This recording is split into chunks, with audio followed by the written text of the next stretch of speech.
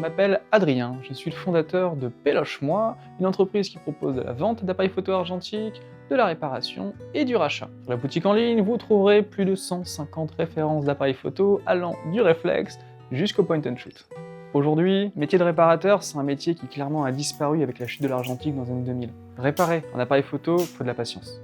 Parce que les mécanismes sont souvent complexes, ça prend du temps, il faut les comprendre, ça peut facilement rendre fou. Le plus important, c'est d'avoir une méthode non destructrice. C'est-à-dire qu'on peut démonter, mais il faut pouvoir y aller étape par étape, prendre des photos, se filmer. C'est important parce que justement, on n'a plus forcément de repères. Sans formation, il faut apprendre par soi-même. Et donc pour ça, rien de mieux que de prendre des photos pour savoir où revenir, comment remonter l'appareil, comment tel ou tel système était monté de telle façon pour être sûr de pouvoir revenir en arrière. S'il y a bien une difficulté aujourd'hui dans la réparation, c'est d'avoir les outils spécifiques pour pouvoir réparer. Faut pas avoir peur de créer ces outils et clairement mettre la main dans le cambouis. Parce que justement, les outils, il n'y en a pas. Il faut les créer soi-même avec des Dremel, des petites perceuses, tout ce genre de choses. Et très souvent, on va trouver des outils spécifiques pour tel ou tel modèle. On a la chance d'avoir des cartes électroniques programmables, on crée tout. On ajuste des tournevis pour s'adapter aux différentes marques.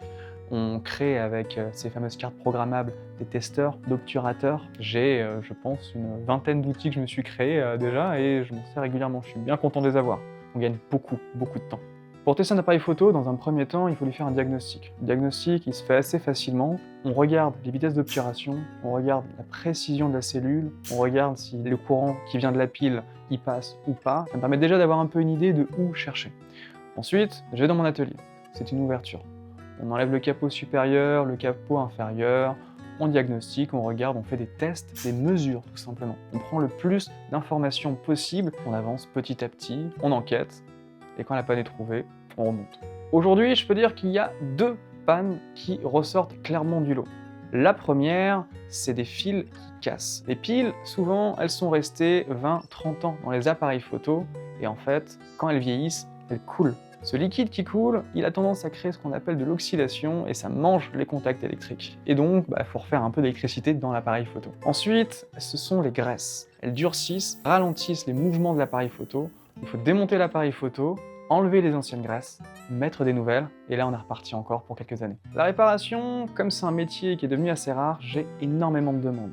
C'est pour ça que justement, je propose des appareils photo argentiques qui profitent de mon expertise. Chaque appareil photo a été révisé, testé afin qu'on puisse profiter de l'argentique dans les meilleures conditions et en toute confiance. L'argentique, c'est un petit monde. Il y a différents acteurs installés partout en France, il y a les clients passionnés et clairement c'est de l'échange. Récemment, j'ai appris à réparer des appareils photo particuliers, puisque c'est un appareil photo qui date de 1932, c'est le Contax 1. Cet appareil photo appartient au 99 Camera Museum, le premier musée dédié à l'appareil photo qui est hébergé au studio Harcourt à Paris. Le Contax 1, c'est une marque qui s'appelle Zeiss Ikon, et à cette époque-là, ils ont proposé un appareil photo visionnaire. Le truc, c'est que visionnaire, c'est beaucoup de technologie, et donc très particulier à réparer. Ça a pris pas mal de temps pour apprendre, justement, comprendre le mécanisme, mais justement, voilà, avec une bonne technique, on arrive toujours à ses fins. À côté de ça, je continue à me former pour continuer toujours à apprendre, à perfectionner mes méthodes, parce que je considère qu'on a toujours à s'améliorer.